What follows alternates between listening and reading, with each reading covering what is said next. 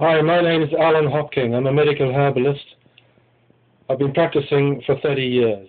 I want to talk to you today about the future of herbal medicine and the fact that it is on the brink. It is January 2011, and very soon the Parliament, the coalition government, will be considering and debating the statutory regulation of medical herbalists. In fact, we're saying that it is just 100 days before the UK herbal practice goes down into meltdown, and patients will lose the access to a broad range of herbal medicines and remedies that have been available for generations. This is a real threat because the government has singularly failed to honour an undertaking that was given 10 years ago to extend statutory regulation to medical herbalists. Statutory regulation of this sector has had unequivocal backing from the House of Lords Science and Technology Committee, as well as two departmental health committees. Now, scores of herbal suppliers and practitioners will be put out of business because EU legislation at the end of April will deny herbalists and their patients access to herbal products from third-party suppliers. On the other hand, statutory regulation for herbalists will allow them to be considered authorized health professionals under the main EU Medicines Directive, and thus be able to continue to access the full range of herbal medicines from next May onwards, so the 1st of May 2011. If there's statutory regulation for medical herbalists, we can continue to practice without losing our jobs. Now, I'd like to take you through this very succinctly. There are three issues at stake for herbal medicine: the licensing of herbal products, the regulation of herbal practitioners, and what we can do about it. First, what does the licensing of herbal products mean? All herbal products on shop shelves, in health clinics, and on the internet that do not have a license to be sold in Europe will become illegal from the 1st of May 2011. If products are sold without a license, the shop owner, the website owner, or practitioner will be taken to court and will be faced with heavy fines. So licensing a product is not easy. A product must do what it says on the tin. No medical claims can be made based on traditional use only. Substantial scientific proof must be furnished as evidence of its medical action using double-blind trials and many other tests. Approval of each license can cost tens of thousands of pounds. The licensing of herbal products applies to all EU countries, not just the UK.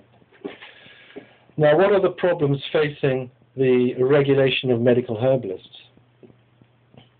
As I said, at the present time, this is January 2011, herbal practitioners still have not been granted statutory regulation by the government, despite over 10 years of negotiation and committees and consultation.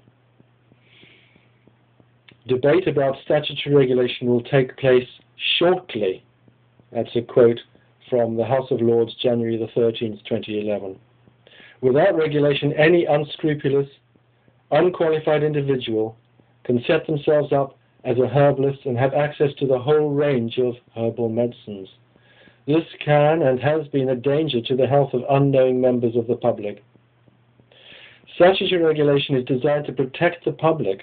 A register will be published so that the public can find a local herbalist who has achieved the requisite standard of training and qualification.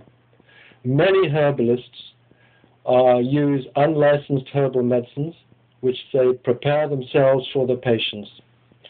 If they make these preparations or prescriptions in their own clinics, they can continue to do so, according to UK law. However, if herbalists rely on buying their herbal products from a supplier or third parties, these products must be officially licensed. Most products have not been licensed, so they will become unavailable to these herbal practitioners. And without statutory regulation, all herbal products purchased from a third-party herbal agency that do not have license will become illegal. After regulation, those herbalists that do not make their own herbal products on their own premises must buy them from government-approved manufacturers.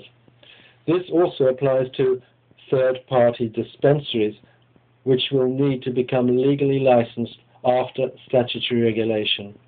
A third-party dispensary, as I said, must have its own license to make the prescription for herbalists. And without statutory regulation, these services will be put out of business.